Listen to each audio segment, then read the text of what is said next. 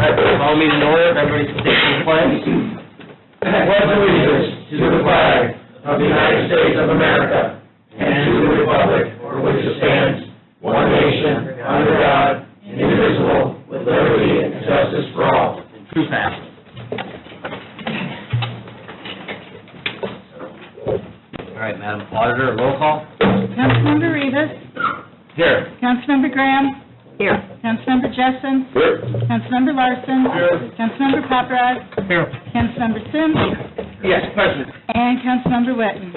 I am here. 7 present. All right, that's quorum. Approval of minutes from January 28th. Make a motion to approve the minutes. Second. Motion is second. Any discussion? All in favor, signify by saying aye. Aye. All opposed? Same sign, all right. First reading. Notice is hereby given the taxpayers of Porter County, Indiana, that the proper legal officers of Porter County will meet in the Porter County Government Administration Building at 155 Indiana Avenue, Valparaiso, on February 25th, 2020, at 5:30 p.m. to consider the following appropriation adjustments to county budgets for the year 2020 and to transact any further business which might come before the council. Recorder's Perpetuation Fund, 1189, a total of $718,694.79. Tax Sale Fee Fund, 1203, $30,000. Juvenile Probation Administration Fees Fund, 2050, a reduction of $5,348 in salaries, reduction of $409.12 in FICA, and a reduction of $598.98 in PERF. Juvenile Probation User Fees Fund, 2150, salaries $53.48, FICA $409.12, PERF $598.98. Drug Task Force Fund, 4010, legal $20,000, distribution $60,000. Sheriff Donation Fund, 4108, $8,000. EMA Donation Fund, 4114, $5,500. Inmate Processing Fund, 4911, salary $1784, medical life insurance $20,534.70. DEA Forfeiture Fund, 8118, $49,500. Homeland Security Grant Fund, 8157, $85,621. Census Hill Farms Fund, 8144, $207.15. Brinka Grant Fund, 8150, $1,243. Lake Michigan Coastal Fund, 8500, $150,000. Prosecutor General 4D Incentive Fund, 8895, $25,000. Prosecutor Incentive Fund, 8897, $20,000 in salaries, $800 in hourly, $1,606 in FICA, and $2,240 in PERF. Coastal Management Grant Fund, 9102, $2,439. Park Community Foundation Grant Fund, 9140, $100. Jail Community Corrections Fund, 9162, salaries $28,216, FICAs $735.30, PERF $3,359.40, Park Conservation Fund 9206, contractual $25,600, land purchase $137,000, and Recycling and Reduction Fund 9993, hourly $14,448, FICA $1,105.27. Taxpayers appearing at such meeting shall have the right to be heard thereon. The appropriation adjustments, as finally made, will be referred to the Indiana Department of Local Government Finance. Where applicable, the DLGF will make a written determination as to sufficiency of funds within 15 days of receipt of a certified copy of the action taken, signed Vicki Urbanek, Auditor of Porter County, published February 14th in the Chesterton Tribune. And that concludes first reading. Thank you, Vicki. If you guys don't mind, we're going to go out of order just a little bit. Town of Porter has a economic development meeting tonight, and they need to have a member seated. So you guys got it in your package. It's under, for some reason, it's under Attorney's Report, Town of Porter, nomination to Town of Porter Economic Development Commission. They're recommending this, Rob. I'll make that motion. Second. The motion and a second to nominate Rob Pomeroy to the Porter Economic Development Commission. Any other nominations? All right, all in favor of Rob Pomeroy to the Porter Economic Development Commission signify by saying aye. Aye. All opposed? Same sign. All right, there you go. Bob, you want to let them know they can have their meeting tonight? All right, guys, thank you. Thank you. All right, we'll go back regular order of business. Treasurer. We got a tax sale fee fund, there's an additional in front of you, $30,000 to contractual services. The reason, tax sale for estimated fees for redemptions made in 2020. That's just the regular every year. I'll make a motion to approve. Motion and a second for the additional $30,000 to contractual services. Any further questions? Vicki, roll call. Councilmember Graham? Yes. Councilmember Jessen? Yes. Councilmember Larson? Yes. Councilmember Paparad? Yes. Councilmember Sims? Yes. Councilmember Witten? Yes. And Councilmember Rivas. Yes. 7-0. Thank you. Prosecutor, next up. Right in front of us, we have the Prosecutor's General Fund. There's a, I'll make a motion on the $300 transfer and the $1,500 transfer to contractual. there's a motion on the two transfers for $300 law books and the $1,500 contractual services to your fund. Motion is second. Any discussion on those two transfers? All right, all in favor signify by saying aye. Aye. All opposed, same sign. That one passes. So, Not always this easy, I bet. don't go too far. It's not going to get easy. Okay. Well, I mean, you guys want to go? No, I think we should do his later, because he's going to... Yeah. Okay, yeah. Yeah, just okay, that's Stick fine. around, Sure. stay close. We'll go to EMA, donation fund. Motion. There's a $5,500. I'll second that motion to approve. Missing anything? All right, there's a motion and a second for an additional of $5,500 to install finish installing video wall and purchase a new generator. Yes, sir. It looks good. Looks really good. Getting there. Yeah. Yep, getting there. All right, any other discussion on the additional? Vicki, roll call on that, please. Councilmember Jessen? Yes. Councilmember Larson? Yes. Councilmember Paparad? Yes. Councilmember Sims? Yes. Councilmember Witten? Yes. Councilmember Rivas? Yes. And Councilmember Graham. Yes. 7. We're going to get that lunch in. Yes. Before it's Yes. over, too. Let me We owe you know. lunch, phone call, and That's all right. together, so. Thank you. We got it. Excellent. See you later. All right, recycling and waste reduction. Recycling and waste reduction, it's not general fund. Correct. It is not the general fund. So there's an additional in front of us, $14,448 to our, followed with that, $1,105.25 FICA. The reason, additional part-time office staff member needed to assist with daily office duties. I'll make a motion. 21 hours per week, up to $16. Should that be $16.50, because the 144 is asking for that? 16 to 16.50. But, do you see what I'm saying? Yeah. You're wanting to go to $16.50, but you're saying up to 16. Should that, am I missing something? Should that say up to $16.50? So, And I think there's a request for an additional part-time office staff member. yeah. Mhm. So, all right, there's the additional in front of you guys first, for the $14,044.8 and the $1,105.27. Yeah. You open discussion? Is there I'll make a motion on both, and then we can get... I had a motion. thought we had. Motion and a second on both, Yep. for 144 also? That's what I was hoping for discussion. All right, there's a motion and a second, discussion. Is this going to be a new part-time position? Correct, yes. What changed from last year? We have not added an office staff in over 12 years. Okay. And so in the recent, we've moved our recycling center, our household hazardous waste have increased, we've opened a third compost site, so we're just taking a lot of office calls, a lot of office requirements, the staff, many increased participation, so we're at pretty much a very, very tight, and we're pretty much worn out. Our staff is very limited of what we can do at this time. Now, is that new or different from when we were going through the budget process last year, in terms of the need? Just started in October, so I'm not familiar of what you went through for the budget process. This would just be a new part-time office staff member. And I guess I'm wondering, when or how did we determine there was a need? When, At what or- point? Yeah. At what point? So in December, in December, our recycling containers located at Strachan Van Til, which at this time were not, have been we call it, they're open 24/7. They were moved up to our compost site, and so every day our increased phone calls have increased. We've had more traffic in our office. We've had a lot of foot traffic also into all sites. So at this time, we're not able to handle and answer the calls on a quick turnaround. We've actually had a staff go on FMLA leave, so we've actually been short as well. Your operational budget will sustain this position? Yes, it should, yes, yep. Is the person that's off on FMLA, are they set to return at any particular time, or?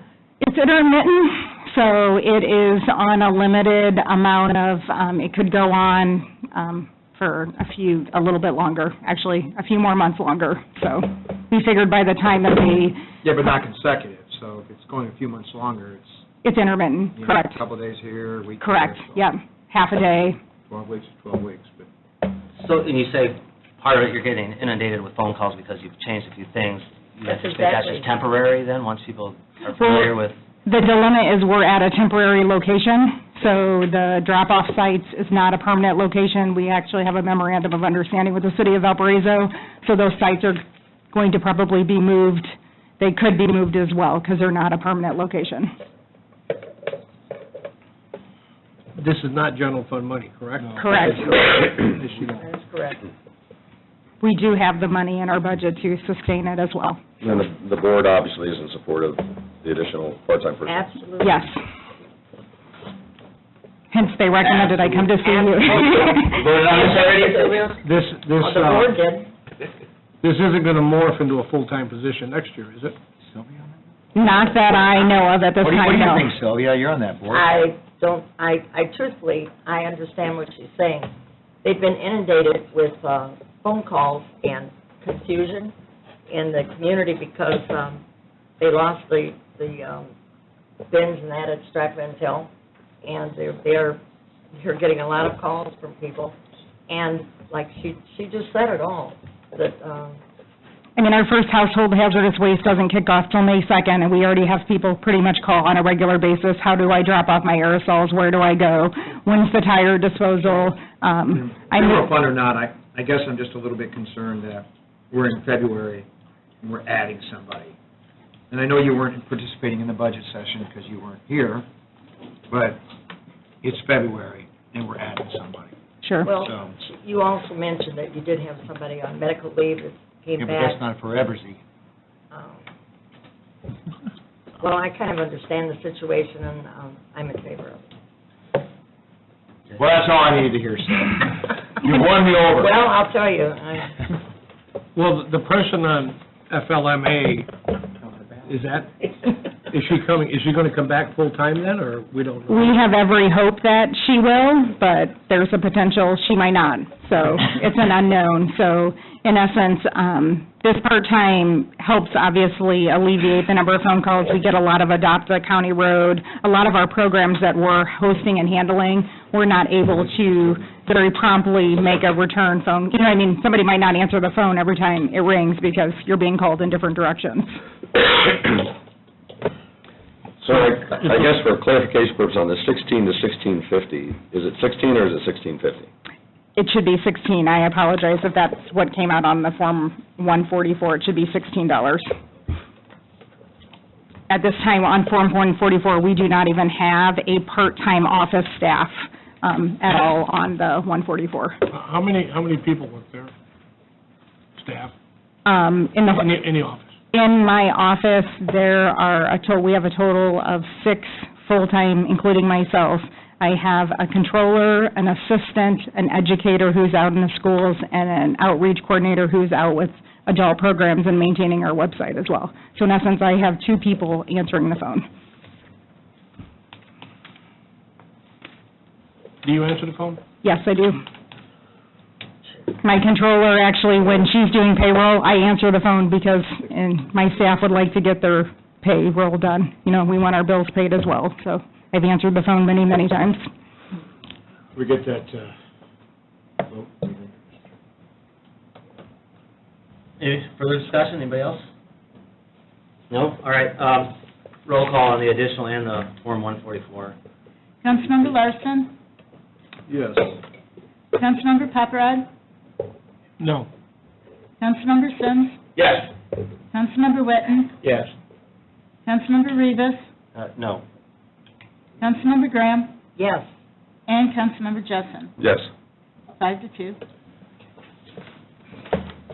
There you go. Perfect, thank you very much. Have a good evening. Yes, be safe. Juvenile detention.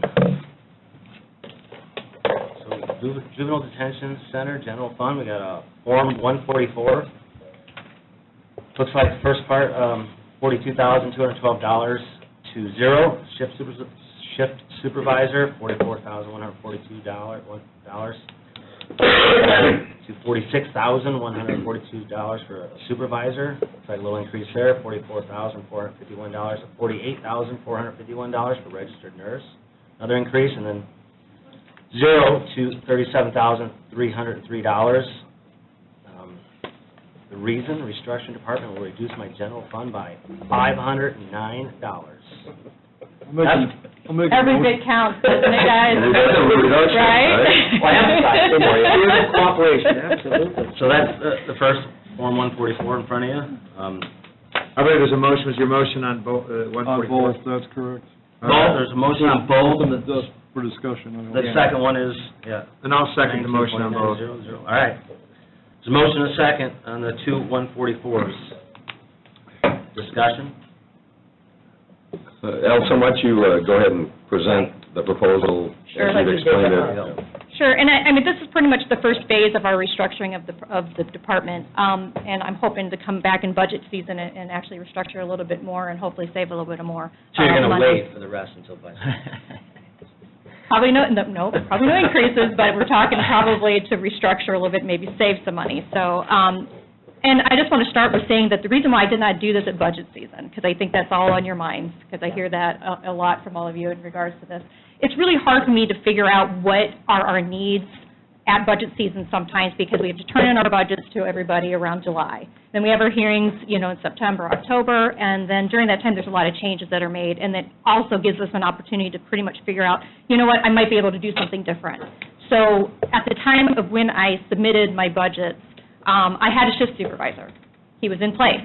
Okay, he left. And so I did not fill that position at that time because I didn't have anybody at that time that would jump into that position, because it's a really difficult position to go into. So I take that seriously when I fill that job. But some of us on the administrative team decided, I wonder if we can just look at how to reuse that position, because maybe we don't need it. Maybe we are a little top-heavy, honestly. So we did not fill it. And so a couple months went by, and everything seemed to be going well, and then we determined that, we would be better suited with having a full-time detention officer, frankly, than a shift supervisor, and then distribute the other funds to some other staff members who are going to be doing some other additional duties. And in the meantime, what we can do is also save a little bit of money. So what I would like to do is to cut that shift supervisor and then take $37,703 and create another detention officer, which would be more helpful at this point for more supervision of the kids, and then distribute the remaining money into other positions, like for my nurse. My nurse she works every single day, and she's on call 24/7. And as you can see what her salary is. I just want to try to bump her up a little bit more to be closer to the nurses in the health department, get a little parity there. The other supervisor, it's already a supervisor. I just want to increase him a little bit because obviously with not reducing one of the supervisors, I had to give some other of the duties to somebody else. So I thought maybe even just doing some type of senior supervisor would be helpful, because he's not only doing things in regards to the detention center, but also our day reporting on our home detention programs. So that would be really helpful as well.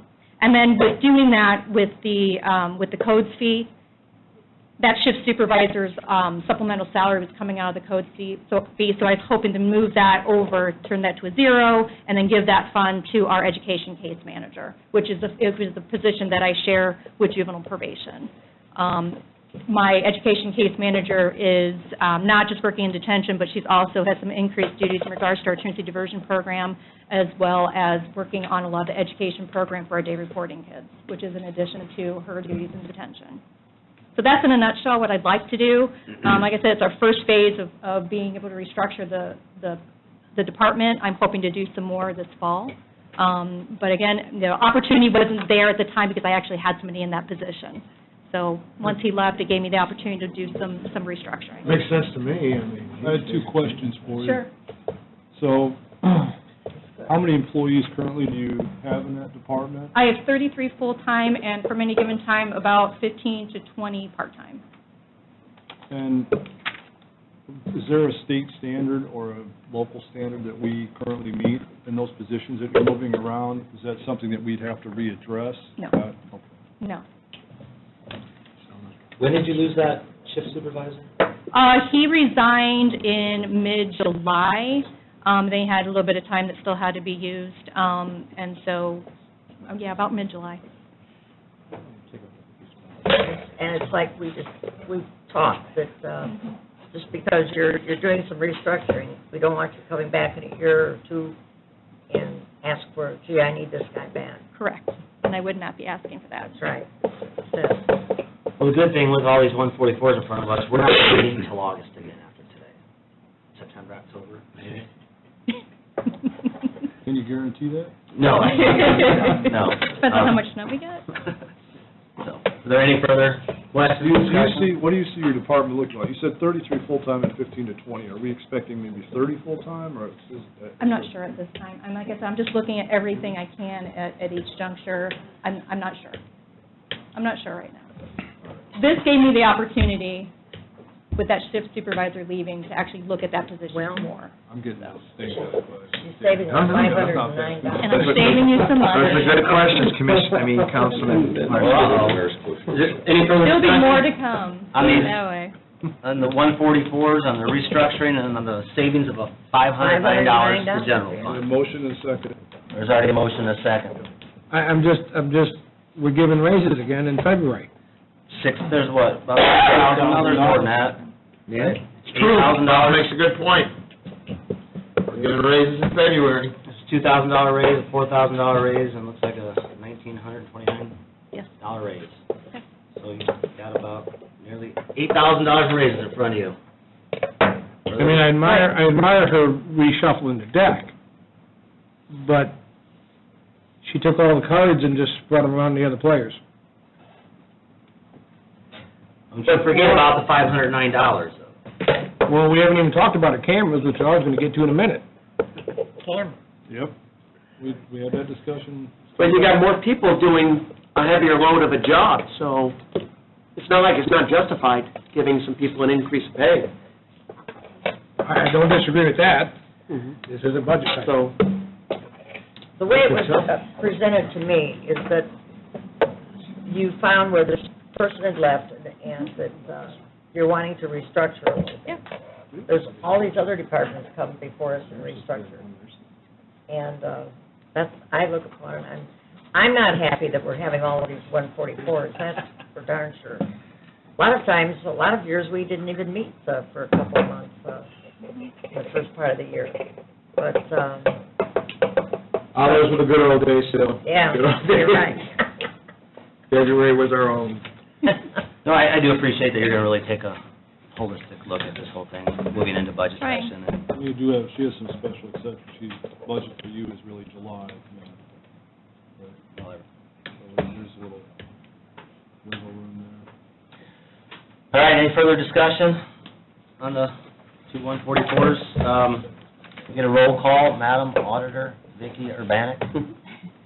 Yes, Councilmember Pepperod, Nope. Councilmember Sims, Yes. Councilmember Witten,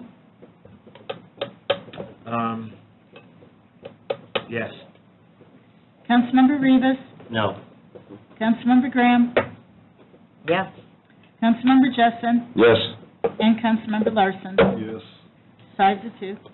2, all right. Thank you. There you go. Do you want to talk about the cameras? I do. I mean, was Yes, emergency? I do.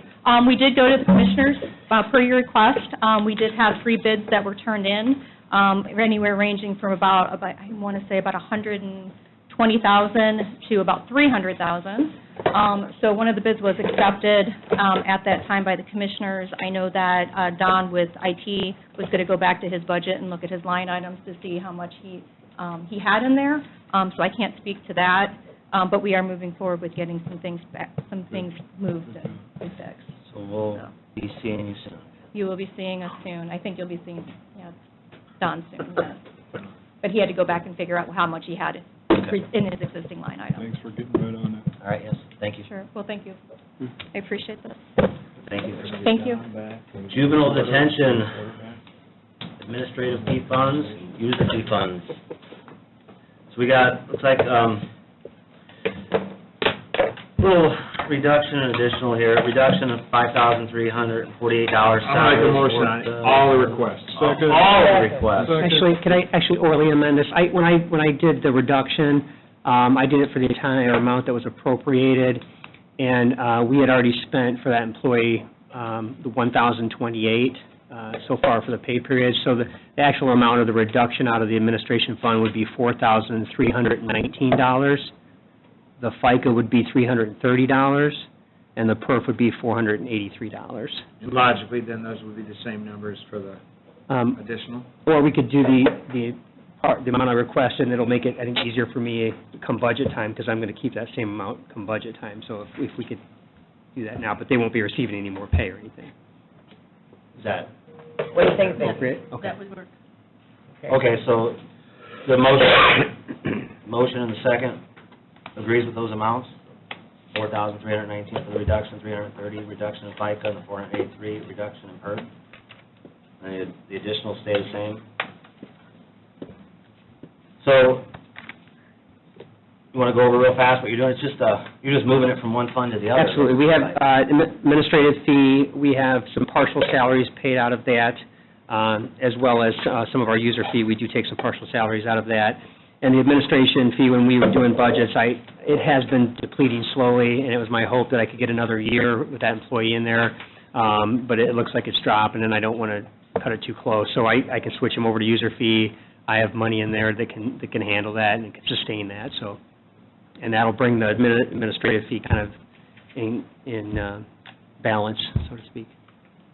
All right, so there's nothing going on, just moving? No, yep, absolutely. Straight moving the money, all right. No one's getting a raise. No, absolutely not. There's a change of pace. Any discussion on this? All right, we get a roll call, please. Councilmember Sims. Yes. Councilmember Witten. Yes. Councilmember Rivas. Yes. Councilmember Graham. Yes. Councilmember Jessen. Yes. Councilmember Larson. Yes. And Councilmember Paparad. Yes. 7-0. All right, that's everything, right? That was Yeah, just included the the transfer. transfer? Yeah, the That included the transfer? Everything. Motion? All right, there's a transfer that was included, the The 4,000. whole shebang, the whole shooting match. Services. Thank you very much. No, thanks, Chris. All right. You're the big winner, getting out of here with a 7-0 votes. Prosecutor, 40 incentive fund. There's an additional $25,000 to data processing equipment. Additional needed to pay for DocuWare upgrade. That's the first additional in front of you. Let me keep moving on. There's another additional I'll make a motion on the first one. on the first one. Second. So motion and a second on the first additional for DocuWare upgrade. Any discussion on $25,000? Just to perhaps explain why that's necessary at this time. You don't actually have the coronavirus or anything, do you? I don't know, but he's coughing right I out. gotta tell you, you're a little worried. He was in Beijing not too long Gotta ago. get him Good in. travel. We don't care. It's just a creation of a line item in this fund. We had IT upgraded, we're completely paperless, so all of our stuff is stored in DocuWare, and because we're a federal grant program, we have to follow certain regulations. So they upgraded our server, and they upgraded our licensing. This is just something that wasn't anticipated during the budget time. Correct. This just all came about in January, February? No, it came about toward the end of last year, but after budget time, this fund has $350,000 in it. We just need to create this line item. Well, that, You know, yeah, you did. That's why Bob was the big fun. You just did. Learning. Somebody just woke Bob up. He's smiling. Johnny, get the new pair of pants. I mean, this is kind of straightforward. All right, any further questions, discussions No. on this, or roll call on this additional $25,000? Councilmember Witten. Yes. Councilmember Rivas. Yes. Councilmember Graham. Yes. Councilmember Jessen. Yes? Councilmember Larson. Yes. Councilmember Paparad. Of course, And Councilmember Sims. Yes. 7-0. just setting them up for the next phase. 6 yeses, and then of course it passes. So, yeah, prosecutor incentive fund. Next one in front of me, for 4D, we have additional $20,000 to salaries, $800 to hourly, 1606 FICA, 22,240 per. Reasons salary increases in the Form 144 to reflect that $5,844 to $10,844. Deputy prosecutor 4D, and 0 to $10,000. Another deputy prosecutor 4D, and 0 to $5,000 deputy prosecutor 4D. These are the increases that equal $20,000. And hourly, you want to move up from $16 to $16.50 for part-time clerical. Reason, $20,000 total increase in salaries. Want to tell us what's going on here a little bit? Give us a quick overview or sales pitch? It's a little more than a sales pitch, I would say. The salary increases have been long overdue, first of all. Secondly, they were asked for at the budget time in August, September, October, but they were removed, and we never had a chance then to address that.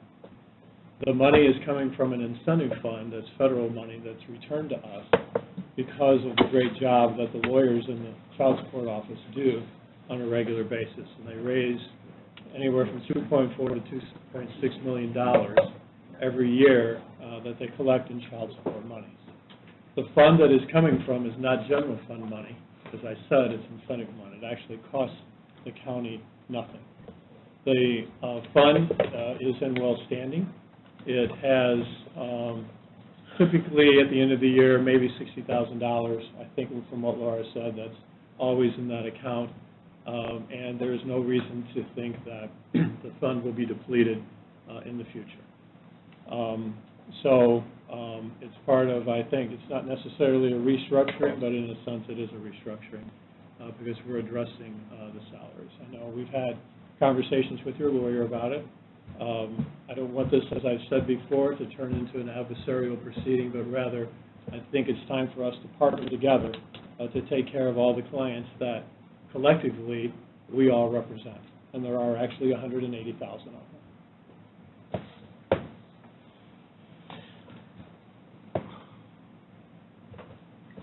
Vicki, this the fund in front of us? Yes. All right. What's in it now, the balance? The balance is 158,365 rounded up. What's budgeted out of it every year? Well, this year it's $190,405. But that's not really, we don't spend that necessarily. Those are just line items created in training, office supplies, that kind of stuff that. What we start the year with, Vicki? Okay, that would be $145,226. Do we know what could we go back a year? Yeah. Sure. It averages about $93,000 a year in Yeah, that's income, supposed to. and we're spending about the same. So we've maintained a balance over at least 8 years of $60,000, bringing in what we're spending. But this now will begin to burn into it. No. There's already an appropriation for a caseworker in this fund that we don't use. And this is actually less than that. So did we take the caseworker out of the budget? That's fine. Did we? I don't think you did. I think The salary, is the salary still in the budget? The caseworker is not there? Yes. But, Since it's a non-general fund budget, it's been sitting there. correct. I mean, so it doesn't do us any good to take it out or Okay. not. Good point. right, the funds do not revert to you. Is there a reason, Gary, why we didn't look at this specific fund for these raises when we talked about it at budget time? Well, that's a question that you all will have to answer, because we had it in there, and then when it came time for us to come back, the budget numbers had already been, I'm going to say, put back in the 144s or back into the ordinance, and all of the raises had been removed. but it was not done by us, it was done by, Yeah, but let's be clear here. That's, I mean, I don't know if I'm yeah, saying that. no, right, and but- that's true, Gary, but let's make sure we get the big picture here. So we had, Gary's correct, he did make a request for these raises at budget time along with other increases, and they were rather large, and I understand that.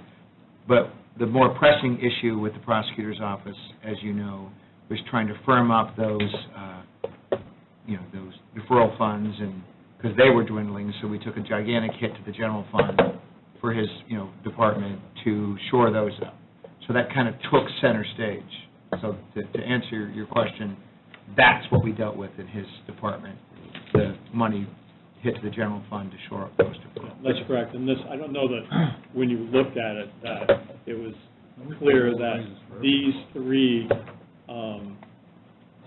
raises for these people were coming out of the incentive fund as opposed to a general fund. So this was the exact request during budget Yes, it session? was. And they were removed. What was the exact amount? Was it 100, what did we put in the general fund? 150,000? What was it, Vicki? 100 what? 120. 120,000. So, and with that, that probably included some salaries and stuff. I mean, we were probably budgeting stuff out of that. Those funds started running down, so we had to shift back to the general fund and stuff. I've got to look at those numbers, because to a certain extent, it was almost a wash.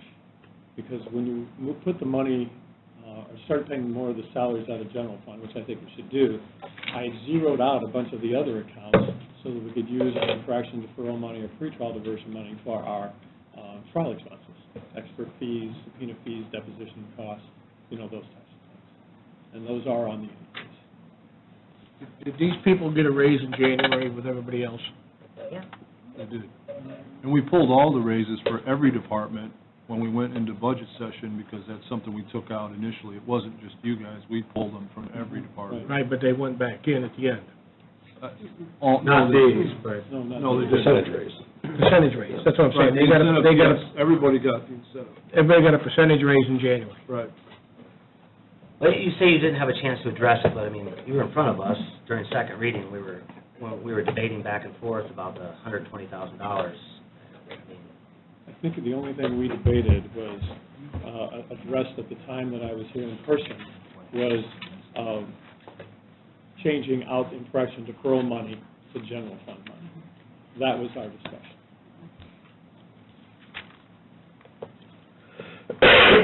But these two funds we just skipped over and we didn't get into it. We did not talk about it, no. Gary, how does this affect, if at all, your desire for raises for the other prosecutors?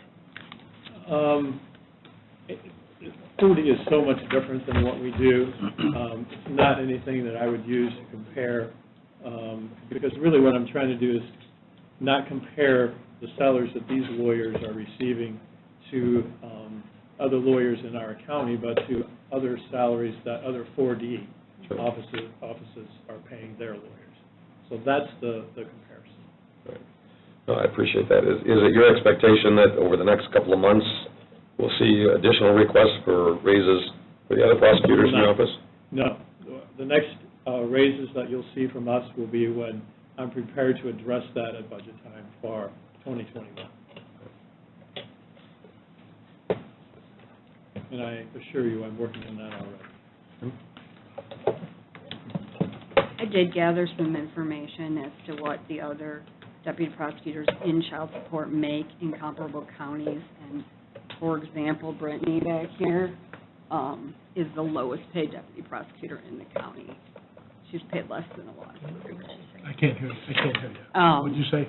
She's paid less than a lot of other people in the county, and she's been an attorney with my office for 3 years.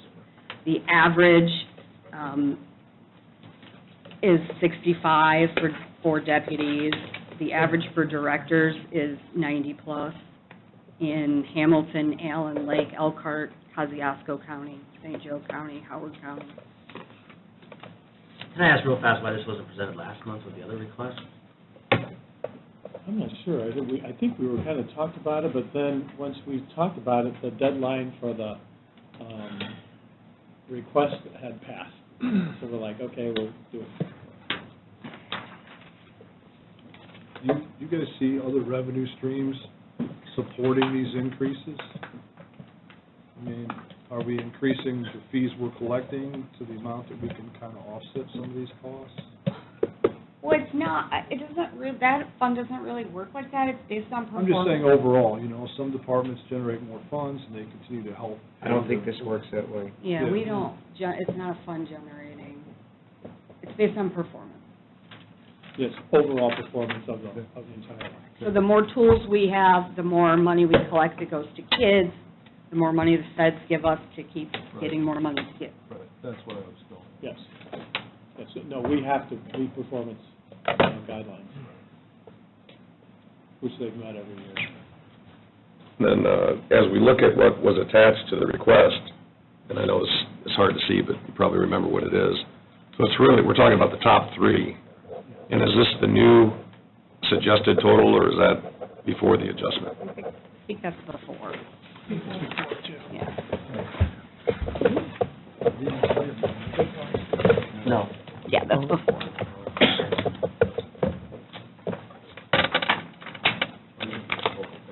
Yeah. Right. Thank you, Jim.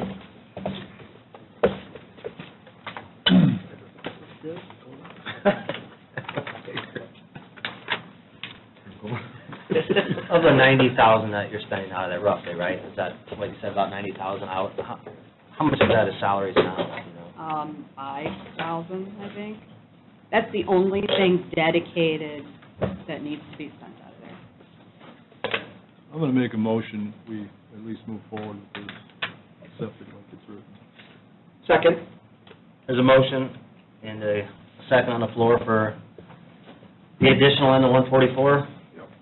At least we can have further discussion. $20,000, all right. Continue on discussion. Any other questions?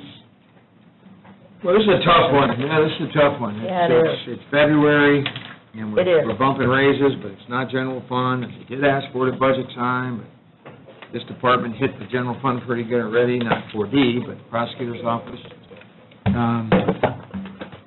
I don't, boy. It's a hard one. Gary, do you feel this will get us through the rest of the year without any additionals? I absolutely do. Like I said, I will be ready for our. And I know we addressed this, we didn't get back to you guys, I know that was a fact, because we did look at those salaries before budget sessions. These are $10,000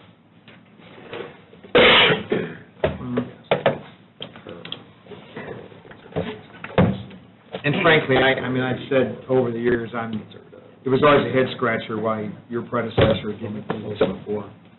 I mean, Well, there it is. I'm kind of at the water under the bridge point. I just. Yeah, but we're not. I know. So we're going to catch I it. know. I want you to come with me, Don. Come on a virtual tour. We're going to let some of this go. I'm going to let it go, so I just encourage you to do the same thing. And let's just move forward together. Let's partner up on this and fix some of these things. I'm all about looking forward, but I do like to have an idea of how we got so far behind. Just be clear about that. I will come with you on your journey. I understand. But I will cause trouble along the way. I know. I'm familiar. That's a fact. So, We're all familiar. any further discussion on this? I just wish we'd have picked this up at budget. She had the same math last year. That is They true. got a 3% raise in January. Now we're giving one person a $10,000 raise and the other two $5,000 raises, which I'm not saying they don't deserve it, I just think the timing is, I don't know. Well, we do open it up for all the other departments and start handing these things out. The thing of it is, did we talk about these specific raises? We did not. No, you did not. Okay. And the money was there, it's just Correct. now that. And I submitted the exact same figures at that time. But you didn't ask for it at budget. No, I did ask for it at budget No, time. we did. So here's what I don't want us to do. I don't want us to go down that slippery slope where the excuse is, we've asked for it at budget time.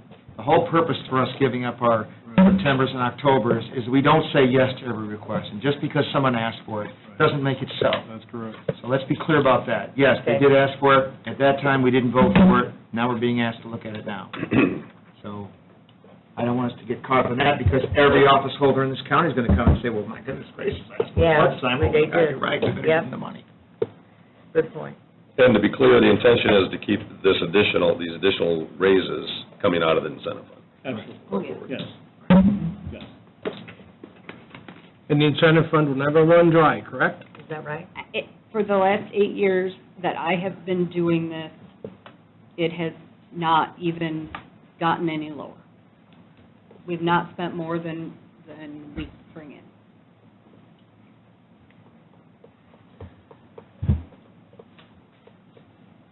Well, there you have it. All right. We pretty much beat this dog with a stick. Anybody? Let's do it. Well,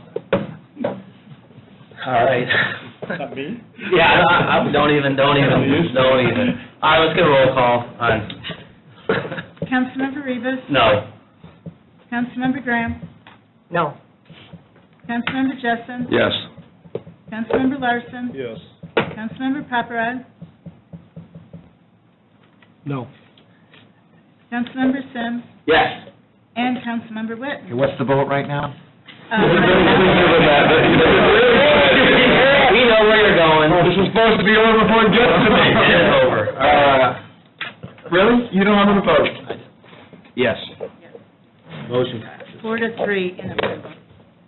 Yeah, so look forward to seeing you. September. I can't wait. No, I'm totally serious about it. Yeah, I'll see you in September, is that what you're saying?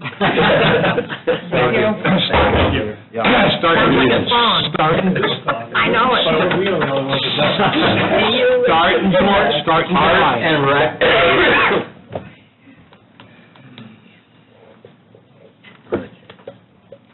Oh, really? Come on. All right, there's a lot here. Parks operating fund, there's a transfer of $34.36. Looks like you're trying to close that out.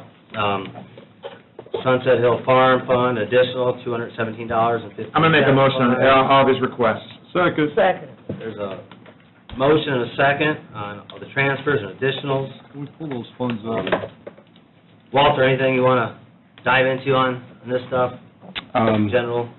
Yeah, I do not have a Form 144 with me. Thank you. Good. That's good news. That's excellent. I'll be on the road for this. Tell us about the land acquisition. Yeah. Sure, yep, absolutely. The parcel that we're buying is 36 acres adjacent to the existing Brink Across Gardens.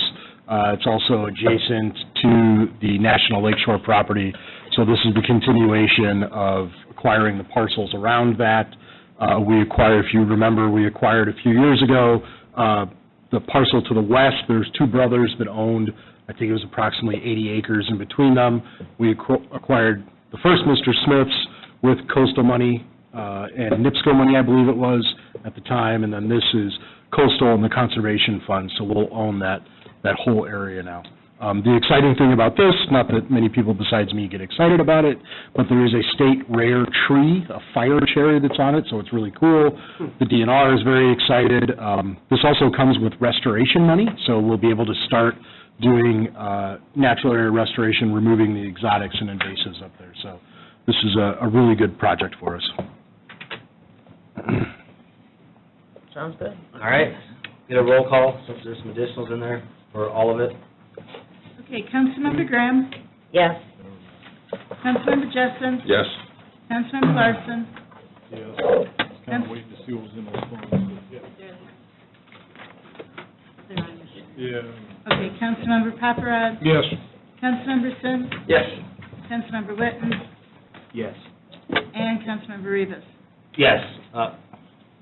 Sorry, Jeff, what do you want to look at here? Nothing, I was just having them pull those funds up to make sure that we had the current funds and they were accurate today.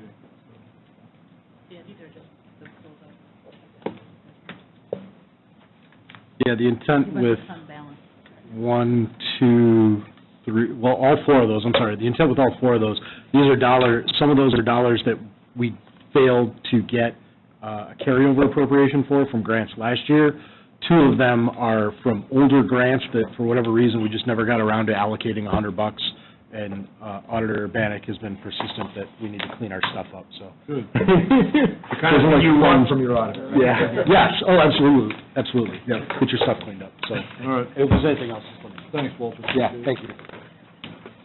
All right, Porter County Jail and Sheriff. About assessor. Jail. Did I miss something? Yeah, Where? Assessor. assessor. Top of the page. What am I looking at here? Do I have a different one here? You got the assessor. No. Could be a new one. Yeah, apparently. They're already here now. Yeah. He's got a gun and they're already up here. That was last month. That was last month, Wonder I'm not voting for him. Assessor's gonna have to wait. All right. Inmate processing fee. Out of the jail, inmate processing fee. So all these sheriff's requests, not kind of jail, are all non-general fund, sort of grant or donation, forfeiture fund stuff, right? I'll make a motion on all of it. A second. It's all right. There's a motion and a second on all of it. Guy, I like that. There's some 144s in there, you're taking, part-time to full-time, Out of the grant, out of the DOC grant. DOC grant. And part of it is going through one of our non-reverting, which is the inmate processing. So you're using 2 funds to move somebody from part-time to full-time? Yeah. Covering all the FICA and PERF?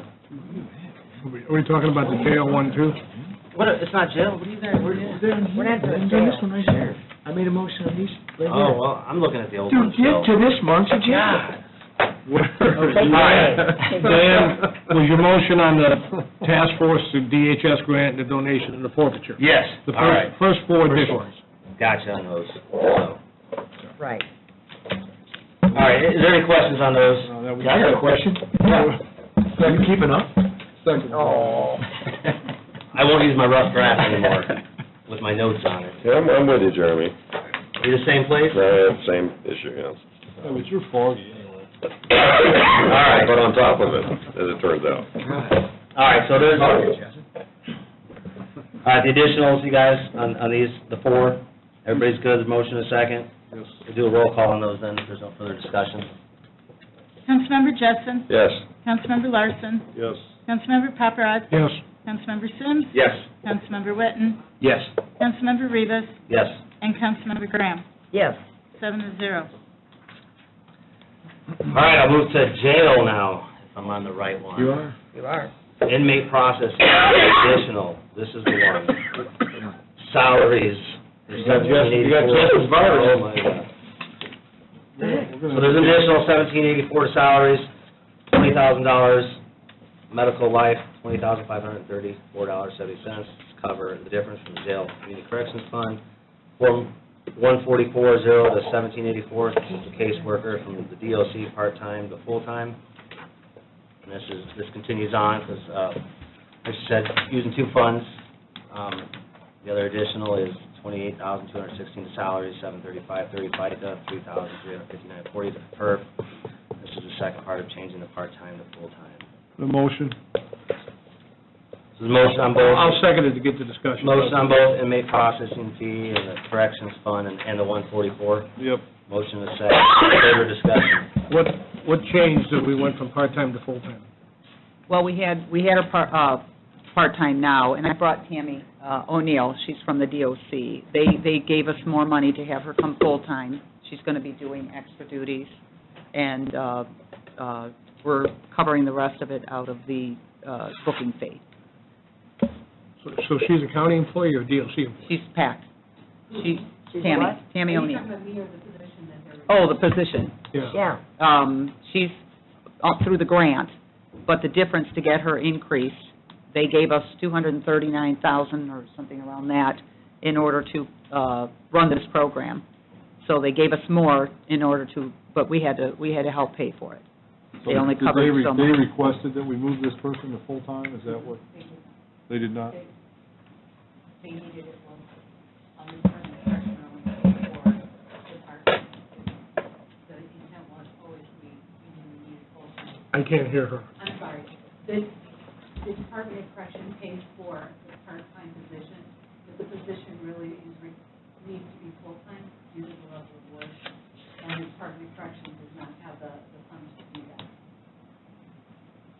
so that's why we're using the booking fee to cover. How's that How many booking fee run? caseworkers How's that are doing? there? Vicki, how's that booking fee look? you Two? know? I mean, Yeah. Vicki? They're using the booking fee to shore up the salary. Tell me how that fund looks. Cash balance is $124,508. Excuse me. Was that last year carry forward, 105,000? Yes. So we're generating more every year in that fund. So everybody get it, DOC's paying for some, and we're using booking fee to pay the rest, right? And I guess the question that everybody's been asking is why? Why didn't we address this a couple months back? Because there was no, it was just recent that they approved it. Right, and the sheriff did request full-time in the grant. They asked the Department of Corrections to cover the rest of that. Yeah, but they didn't approve that grant until after I believe you guys. So they weren't paying anything for this position, they just, They were paying her part-time position. DOC was. they didn't increase that salary at all. You guys are covering it to the other guy. Yes. But it was the county's choice to take this person full-time. It was not a DOC requirement. She said it was. Huh? Did you say it was? It's not correct. It's not required by the grant. You're right. Okay. What happens if the grant goes away? And they do. This particular grant has, community corrections grant has been going to Porter County since community corrections started in the 1980s. Several years ago, they expanded the community corrections grant to include things like jail services. So, I mean, as grants go, this is a long-standing grant. Can you guys explain what the additional responsibilities are going to be that we require them to go to full-time? The numbers that they are dealing with in case management, and I don't have the exact number that this part-time is working with, but I believe that last year there were well over 300 that they worked with in case management. That's a lot for one full-time and one part-time. And as you know, the jail has made a lot of strides in programming and working with agencies like ours in the community, and having those two full-time case managers is critical in helping prepare so that people have successful reentry when they're coming back into the community. It also goes to the IRAS program too, correct? With, they're interviewing all the inmates coming in, getting them out earlier, all the programs helping them when they're going back out into the, once they get out of jail, finding them jobs, that help them with applications, stuff like that. Well, are we still seeing a decrease in the inmate population? We're steady now, we're just over 300 now.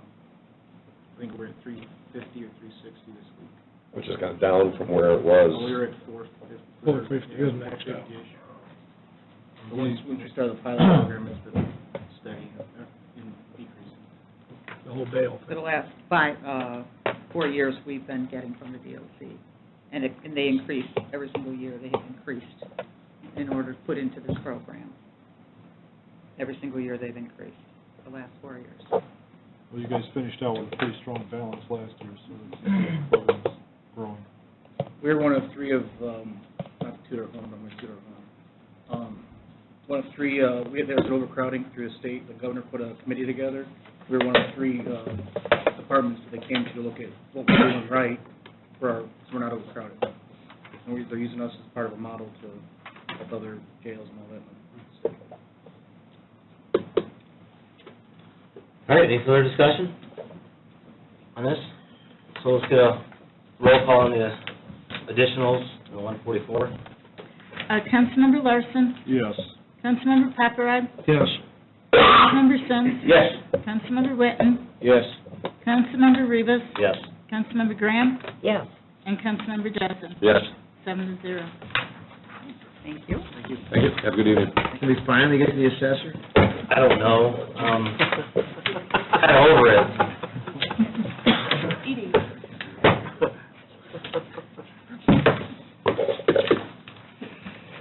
Reassessment fund, transfer. You guys know what they say about the last. There are a lot of things about it. Burger King, for example. $2,000, there's transfer $2,000 from maintenance agreements to other supplies, $2,000 maintenance agreements, training and ed, $5,000 I got a motion. maintenance agreements to travel, there's a motion, there's a second, 3,000, 3,000, 20,000, bunch of transfers. Reason, please transfer, please, yes, please, transfer the following from maintenance You have me agreements at to various please. other line items that need to be increased. So there's a motion, a second, discussion. Yeah, your appropriation is, anywhere. your appropriation is $550,000 for the year. Back, pull that other screen back. Yeah. You have $243,000 going forward. Yeah. You got $481,000 sitting there now. No, the cash balance is $175,634. Yeah. Unexpended balance of $481. That's his budget. That's a function of the. We talked about this last year, this is the reassessment fund, it doesn't have the money in there, the way you're looking at it. Right. It's all smoke and mirrors. That's right. Part of the assessor's game. That's right. Why all the transfers right now? We talked about doing this, I hate to bring it up, I don't mean to be disrespectful, we talked about doing this at budget time, and everything went back. Oh, in that case, you asked the budget time, we got to give it. It went back to the old budget, and I didn't fight for it in the second or third reading or whatever, I just decided. Well, why didn't you fight for it? Well, just, out of respect to this esteemed body. And you did say please. Oh, my God. So we would like to, these are changes we would like to make permanently at some point. Budget session's a great Yeah, time. right, yes. See you in August.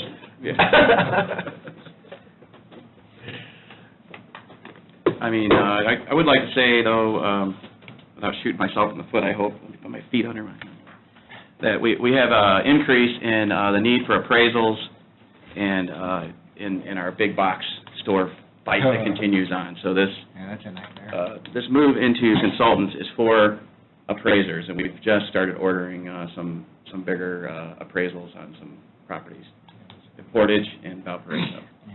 So it's going to be fun. Rough sledding ahead on that. Yes, correct. Any other discussion on the transfers? No? All right. All in favor of the transfers, signify by saying aye. Aye. All opposed, same sign. Your Thank you. requests are approved. Get out of here. Thanks, Sean. All right. I think that covers it all on that. Second reading. Madam Auditor. Whereas it has been determined that it is not necessary to appropriate more money than was appropriated in the annual budget, therefore be it ordained by the Porter County Council of Porter County that for the expenses of the taxing unit, the following additional sums of money are hereby appropriated out of the funds named and for the purposes specified, subject to the laws governing the same. Tax sale fee fund, $30,000. Did you say the recorder, we didn't approve anything from the recorder? No. Okay. It was advertised. It was on It first was reading. advertised. But, You didn't approve we didn't anything. approve, right, okay. Why, you wanna bring it up and vote on it? Nope. Well, it was, we voted on it first reading. She read it first reading. I know, that's what I was afraid of. So I said something, Jeremy was read the first time around. We read it on first reading. Because it was advertised, but you didn't hear it. So we didn't hear it, so it's not in second reading. Correct. So you deducted it from second reading. I'm not reading it on Thank you. second reading. Do you know where you left off? I skipped it already. The tax sale. Yes, tax sale, $30,000. Okay. Juvenile probation administrative fee Very nice. fund, reduction of $5,132. Juvenile probation user fee fund, $6,356.10. Drug task force fund, $80,000. Sheriff donation fund, $8,000. EMA donation fund, $5,500. Inmate processing fund, $22,318.70. DEA forfeiture fund, $49,500. Homeland Security grant fund, $85,621. Cynthia Hill Farm Fund, $207.15. Park Bernica Grant Fund, $1,243. Lake Michigan Coastal Fund, $150,000. Prosecutor 4D incentive, $25,000. Prosecutor incentive fund 4D, $24,646. Coastal Management Grant Fund, $2,439. Park Community Foundation Grant, $100. Jail Community Corrections Fund, $32,310.70. Park Conservation Fund, $162,600. And the Recycling and Waste Reduction Fund, $15,553.27. And that concludes second reading. There you have it. Make a motion. Second. Who's everybody at? There's a motion and a second to approve second reading. Any discussion? Roll call, Madam Auditor. Councilmember Paparad? Yes. Councilmember Sims? Yes. Councilmember Witten? Yes. Councilmember Rivas? Yes. Councilmember Graham? Yes. Councilmember Jessen? Yes. And Councilmember Larson? Yes. 7-0. All right, you have it. Yep. So, last but not least, we have the Allen Law Group, proposed tax abatement. Harold, you want to kind of set the table for us on what's in front of us? Yes, the Allen Law Group has made a request for a tax abatement for some property that it owns over by the Porter Hospital, the new Porter Hospital, relatively new. And the abatement statute in Indiana generally requires that before an abatement request can be approved, that property has to be within an economic revitalization area. And back when Porter Hospital was built, there had been an abatement request, and I wasn't on the council at that time, and so there's other council members that could much more intelligently speak to this than me, but they had made a request for an abatement, and ultimately, through some various proceedings, the abatement was granted, and thereafter, then the council set forth some procedures or policies whereby if someone wanted to request an abatement, they had to, take certain steps. And one of those is just simply what the statute requires, which is that the council first has to determine whether it's an economic revitalization area first. It's the threshold issue here. The abatement that was approved was for the footprint of the original hospital. Prior to that, which is necessary, the council had approved that area as an economic revitalization area. So the area there now is only, the economic revitalization area there now is for the footprint only. So ultimately, as I said, the threshold issue here for the council is whether the proposal, the property that's being requested for the abatement meets the definition of the economic revitalization area. So that's setting the stage. In terms of the specifics, Mr. Ferngren would be in a better position to answer any questions that the council might have regarding that. So just real fast, so the question in front of us immediately is whether this body believes that that area should be designated as an ERA. Correct. That's the first step. That is the threshold issue. Right now. I mean, that is the threshold issue. Okay. All right. Okay. Thank you. My name is Bill Ferngren from Ferngren Law Offices, 570 Bell Park Road, Valparaiso, Indiana. I'm here tonight on behalf of the Allen Law Group. We filed our petition for tax abatement, and I'll kind of jump ahead a little bit in my presentation regarding the process a little bit, and we can touch base on that again later, but your attorney is correct. Tonight, the first step would be determining whether this is an economic revitalization area or an ERA, a little simpler to say. And there's basically two parts that go along with that. First is what's called the preliminary resolution that the council could adopt tonight or at a subsequent meeting, and then what would happen is you would have to publish notice and send out public notice to all the taxing bodies and provide them a copy of your preliminary resolution and set that for a public hearing, at which time you could then adopt what's called a confirmatory resolution. as part of that confirmatory resolution, that's typically where the schedule of the abatement is included, whether that's a straight line declining depreciation of, for example, 10% each year, whether the abatement period is 5 years, 3 years, but nevertheless, that's when that process would occur. So tonight's purpose is really what's called the preliminary resolution, as Mr. Harper has identified. Hopefully, you've all had an opportunity to take a look at the packet I delivered to Joy in your office. She thankfully handed that out to all of you, either personally or by email. The property we're talking about is located at 75 and 77 East US Highway 30. Right now, the 77 East US Highway 30, there was a single-family home. Highway 30? I'm sorry, Highway 6, excuse me.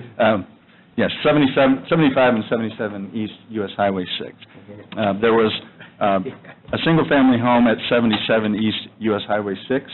That home was demolished, and that was the proposed site for what was going to be a Family Express. If you recall, that project never really got off the ground, and subsequently, Mr. Allen bought the property from Family Express. Sometime a year or two later, Mr. Allen purchased the immediately adjoining property owned by Diane Wallace. So he has assembled what amounts to about 5.37 acres at the northwest corner of the entrance to the Porter Hospital. I believe the road is actually called Porter Regional Drive.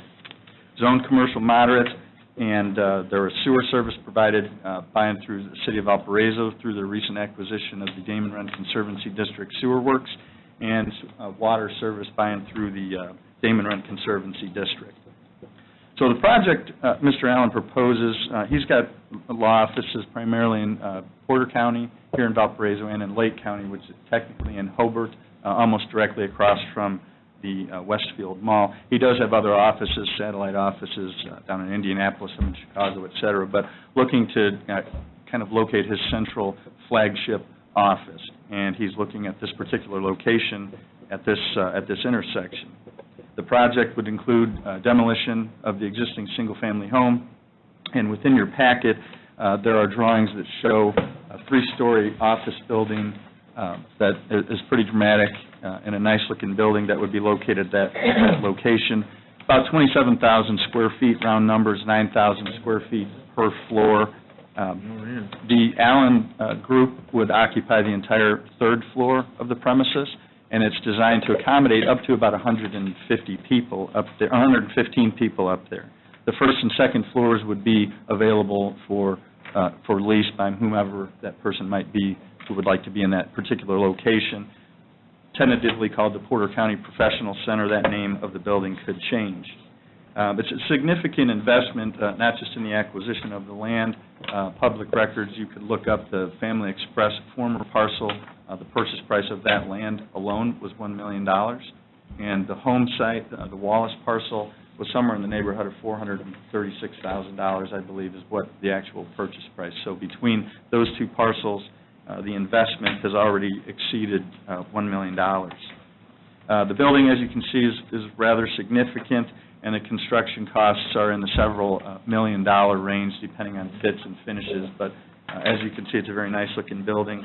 And the goal would be to potentially even start construction in this spring of 2020, depending in part on how this process goes, timing-wise and so forth. You can see the building itself is very nice, and it will take probably a year or longer for that building to be actually completed and ready for occupancy, for sure, by the Allen Law Group on that third floor. Employment, that's always one of the important components of what you're looking for with the tax abatement, because you're always trying to create jobs, retain jobs, have investment in your community. Mr. Allen's group is growing. Professional offices, to have attorneys, paralegals, and other related staff. These are good, high-paying jobs. The current payroll is around $4.7 million, and the average annual salary for employees within this firm is about $183,000.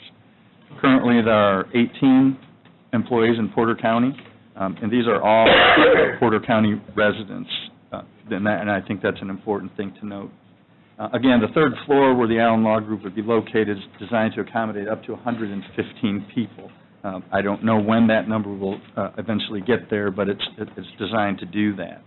Certainly, the immediate impact, at least based on information from my client, the growth plan is immediate. And there would be a growth plan up to 38 full-time employees.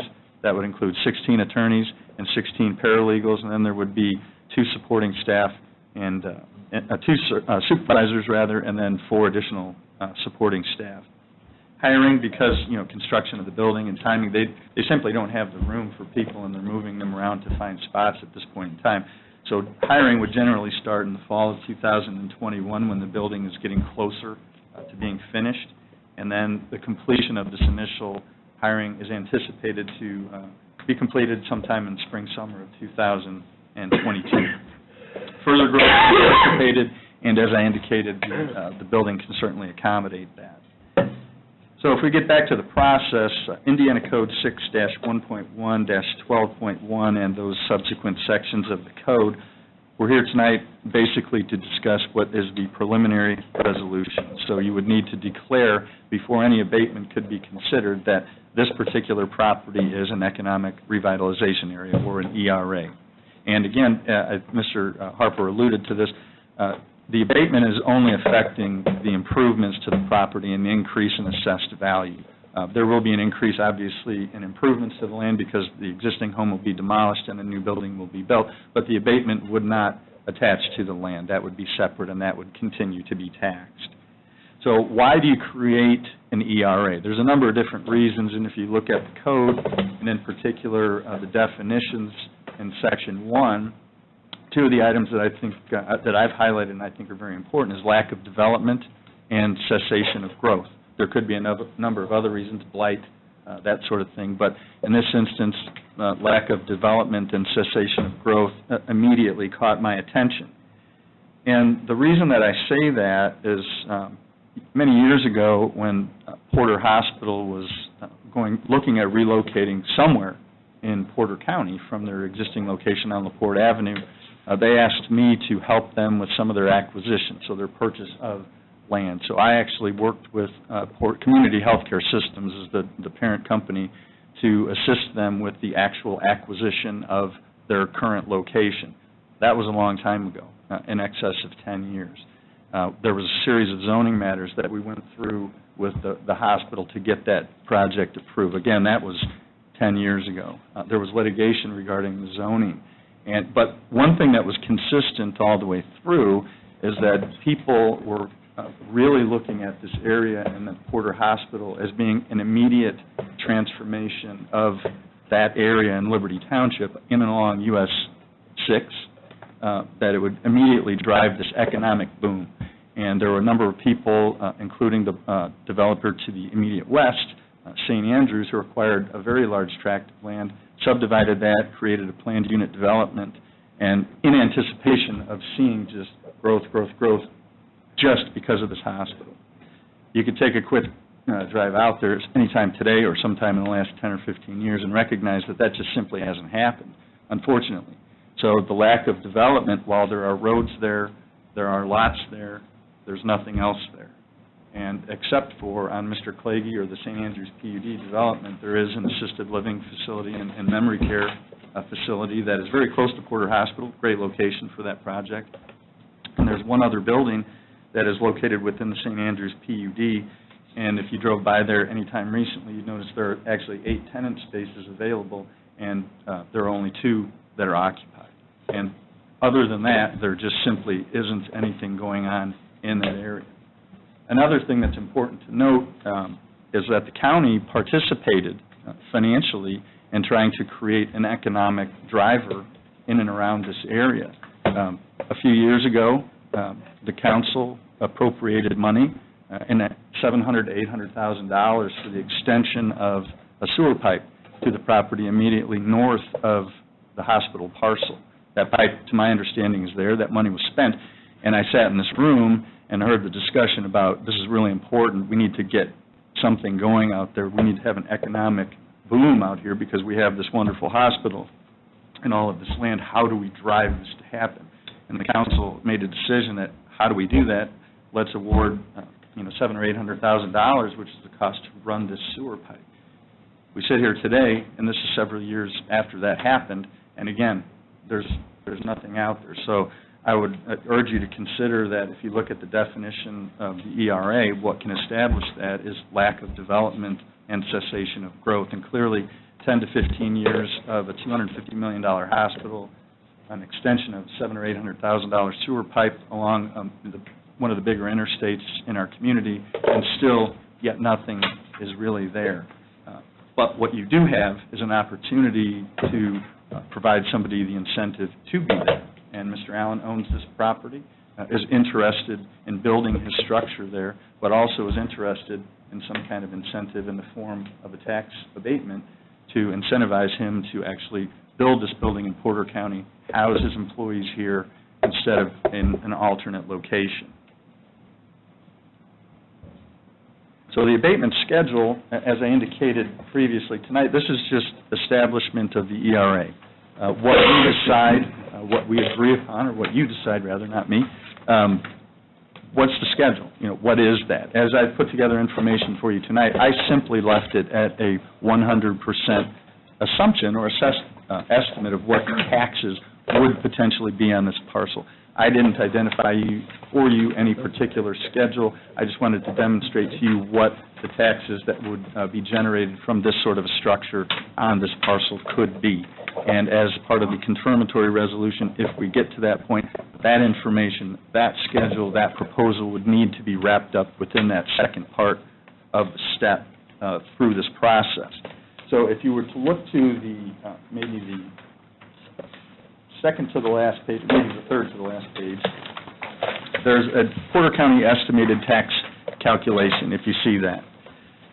And this is really pretty simple math. One thing I do want to mention is, Mr. Snyder has left. I did briefly meet with Mr. Snyder to try and determine, how are you going to assess a value on this building? And I showed him the picture, I explained it to him, and he just simply replied back saying, a high-end professional office type building, commercial structure, he thinks that's going to be about $80 a square foot. And so I simply did the math, and that came out to about $2.1 million of assessed value. I don't know what the assessed value will finally be, because some of that's going to be a function of fit, finish, what's this building ultimately going to look like, because not all office buildings are the same. But he generally just came up with a number of $80 a square foot. I think, quite frankly, that assessed value is probably going to ultimately be higher than that based on just simply looking at the building. But nevertheless, simply applying, I just estimated $3 million as a round number just to give you an idea. His number was many hundreds of thousands of dollars lower than that. The Liberty Township tax rate for 2020 has been set, and it's at 1.6532. So again, land value, while it's not assessed at $1 million today, that's the actual purchase price of the land, so I left that in there. But that is not subject to the abatement, because land is not. The improvements, I put at $3 million for an estimate, so the annual tax, without any abatement at all, is $66,128 per year on this building, if there was absolutely no abatement granted whatsoever. That includes land and improvements. Annual tax with the abatement, again, this is at 100% because we haven't gotten into a schedule. The $16,532 is simply the tax on the land itself. So if you were to grant a 100% tax abatement, you would see just short of a $50,000 tax abatement on an annual basis. Again, and that's just at 100% because we haven't driven into the details on a proposed schedule. Then if you look at the next page, the Damon Run Conservancy District estimated tax calculation. I think this is a very important, while all of this is important, certainly the Damon Run component is important as well. Porter County, the council doesn't see many tax abatements. And I believe that the reason for that is because most abatements occur within the boundaries of cities and towns. And the reason for that is because most of the time, within cities and towns, you actually have sewer and water service available. Development that occurs out in the county doesn't always have that. Doesn't mean that the jobs don't get created, but more commonly those types of things happen close to cities and towns. This property is a little unique. While it's not in Chesterton, it's not in Valparaiso, it does actually have municipal-grade sewer and water facilities, so that, in part, why we're here today. the Damon Run Conservancy District is the reason for that. And recently, Damon Run sold its sewer asset to the city of Valparaiso. It's a great thing for the people in Damon Run. It allowed their tax rate to be reduced for their sewer portion with an interest rate from north of 6% down to the high 2%. So on a $4.5 to $5 million debt, they're now their debt service rate is substantially reduced by about a 4% interest rate. And that leaves Damon Run still with the infrastructure improvements for water. And Damon Run was able to refinance its existing debt for the water service as well, down from around a 6-point-something% to actually a lower interest rate than even Valparaiso got on the remainder of the Damon Run bonds, which expire in 2030. So all said and done, the Damon Run freeholders, a regular tax bill for, just a homeowner sitting out there in one of those homes is going to go somewhere in the neighborhood from probably $2,600 down to $1,400 just based on these current refinances and the sale of that sewer asset. Now, there are two parts to the Damon Run tax that are still in play. There's the water portion, which Damon Run still owns, and the current tax rate based on our refinance is down to 0.2374. And again, applying these same numbers, $1 million for land and $3 million for the improvements, and land gets taxed. The annual tax without any abatement, just for the water portion, is about $9,496. That's what this building would pay just for water. Every penny of that goes to debt reduction for the freeholders in the Damon Run Conservancy District. The next portion is the Valparaiso portion. This is a little bit more complicated how they calculate that, and that's based on what's called an EDU, or an equivalent dwelling unit. The formula for Damon Run, or for Valparaiso, how much does the debt service turn into, or what is the tax for this building, is based on how many equivalent dwelling units this property would encompass. I met with Abbenmarsh Engineering here in Valparaiso. I showed them the building and said, here's what it is. It's 27,000 square feet. It's a professional office building. How many EDUs is this thing? I also met with Steve Poulos, the City of Valparaiso utility director, and I said, here's the building, 3 stories. What is this? How many EDUs? At full build-out, they were both estimating that this would be about 81.5 EDUs, or equivalent dwelling units. And the monthly debt service for that would be about just a little under $5,000, so the annual tax bill for debt service to Damon Run for the sewer portion would be just a little bit under $60,000.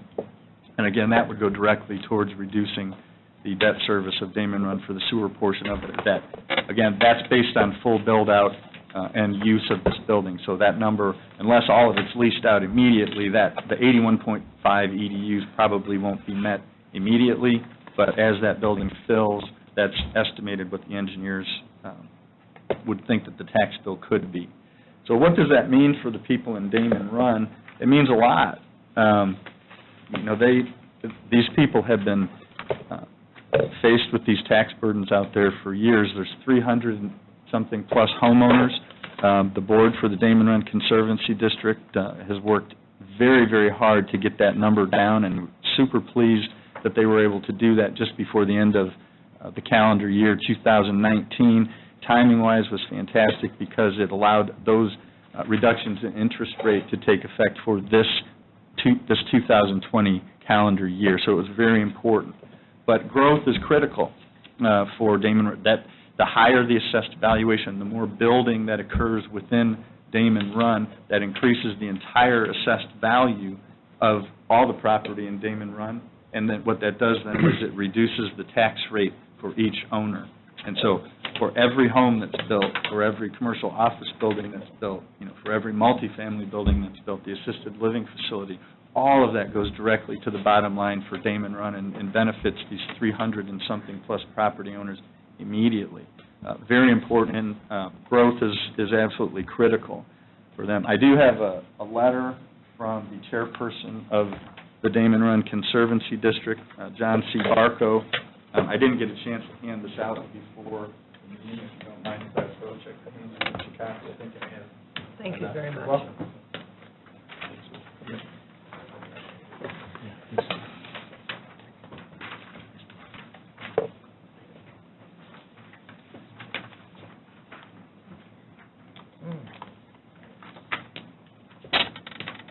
letter's somewhat brief, and I'll let you all take the time to read that when you have a moment. But in essence, it describes what I just explained to you, that there's all these homeowners and these out there, and the district board has been trying very, very hard to get their rate down. Again, the water portion expires in 2030, the sewer portion is 2040. So their rates will be certainly cut in half regardless of what anything happens. And this is based on current assessed values. So these numbers, as growth happens, will further be reduced. So getting to the reasons for, why would we do this? Again, the Damon Run, I've just explained that on several occasions. This allows for, significant investment at what is really kind of a flagship location on a major thoroughfare in Porter County by one of our most important structures being Porter Regional Hospital. There, to me, a lack of development in the area, not through lack of effort, but just lack of development because the investment hasn't occurred. A cessation of growth, clearly that's happened because there's only 2 buildings other than the hospital that have been built in the last 10 to 15 years in spite of the hospital being there. I had an opportunity to speak with Commissioner Biggs yesterday, and I'll let him... Who's that? Commissioner Biggs. Okay. And I'll let him speak for himself, but I can just report to you that he's encouraged by the opportunity for growth of jobs in Porter County, naturally, I'm sure, as all of you are, and considered it, I guess, to be a boost to the area to allow some construction to occur. This would be new construction, an expensive building, several $million, and these would all be built by union employees at this location. We think it's a great opportunity and would be glad to answer any questions at this time or provide additional information at the appropriate time. Thank you. Thank you. So, yes? Is Damon Run granting you tax abatement? Damon Run cannot. Oh. They cannot. Okay. By state law, you can't abate a special benefits tax. Do you feel, Bill, that Ken would not build this structure if this abatement wasn't there? He indicated to me that this is a very important part of that. He's got, I can personally tell you that I've met with, not in the last couple of years, but because I've been working with Ken on acquiring property, but the people in the town of Hobart and, acquired their tax abatement forms as well. I've seen building plans for a site over there, but this is a very strong point of... Well, I absolutely agree that you need to help the people on Damon Run because they have been getting fleeced. We don't even want to go down that road. Been getting fleeced for quite a while, but the reality of this is that is one of the most valuable pieces of property in Liberty Township. I mean, I built that house that's sitting there in 1994, so I know the value of those properties, and I can't really believe that the original founders that decided to put that tax abatement in place for the hospital wouldn't have granted all that property if they had thought that property was indeed entitled to that. And that's the only thing I have in question, is that why wasn't that property originally included in that the first choice that they did with the hospital? And I think because that frontage property is of some extreme value, I think that's probably that's going to be the debate for me is, am I going to grant something that's so impressive and so, I would say, wanted? I mean, Gus would have already built that building there had we given him the approval process to go through with that. And then that Family Express would have been functioning years ago on that location. So I think there was some debate as to whether that was the proper setting for that gas station, but it would have been built if they would have given approval. And I don't think he would have required the tax abatement for that. I don't think he was even asking at that time. I could be mistaken. I don't think Clay asked for tax abatement either. Who's that? Clay, the guy that built in the back. He did. He was asking for some form of relief. I don't think he didn't get anything. No, he did not. Yeah. He did not. But he was asking for some form of relief. Is your annual tax bill going to be approximately $66,000, round numbers? Is that what I'm reading here? That's what... Estimated, I know. Well, yeah, I mean, it's going to be a function, yes. I mean... Okay, so we're talking about it based on the back page. Well, that's what I was going to ask you, because it said it's $9,650,000 worth of assessed value. Well, that's what I'm looking at, yeah. And then we were only having about $4 million when we look at the other numbers. Yeah, so I don't... Is that because, Bill, you believe the building wouldn't be worth as much after the structure was complete, kind of like the hospital was? I guess what I kind of go back to, I posed the question to Mr. Snyder, because actual construction cost isn't necessarily determinative of what something is assessed at. And that's why I asked Mr. Snyder, because ultimately, whether it's this building or some other building somewhere else in the county, that's going to fall in his lap for him to make a determination, or his staff. And so that's why I showed him the building, explained to him the project, and said, Mr. Snyder, what are we looking at here from an assessed value standpoint? And if I could answer your question, Mr. Lars, I don't know why this property wasn't included previously. I'll tell you why. Because we were taking too many political bullets for giving the hospital tax abatement. You sat here, we got screamed at. We weren't too inclined to extend the zone. I got hate mail. Yeah, but that was from me. You get hate mail regardless. Well, it was such a political firestorm, not like it was a county hospital. It was, a for-profit agency. And I understand, I appreciate that, and I think that's why, why they didn't at that time, I don't know. Community hospital perhaps wanted to be a solo project. I don't know the answer to why they didn't ask for more, probably because they just wanted to go it alone. Right. I guess, but that's why we look at these things on a case-by-case basis, because, here we are in 2020, and the hospital's been there for all this time, and if you look at the statute and what can qualify, should you choose to do that, reasons being lack of development and cessation in growth. And I guess when I look out there and I see all of this land and this big, beautiful hospital, and over the last decade, I don't see anything else. And that tells me something. I do appreciate the fact that, this is a nice piece of property. It's an expensive piece of property. But even if you look behind there's nothing there. And there's nothing to the north of the hospital, in spite of the county spending $700,000 or $800,000 to run a sewer pipe to property, and still people aren't doing it. So I think if you look at things on a case-by-case basis, say, what is it that we need to do to get somebody to build something out there? Because this doesn't last forever. I mean, at most, it could go 10 years. And it doesn't have to be 100%, but it could be something. Say, what do we need to do to show that we're interested in this happening? Yeah,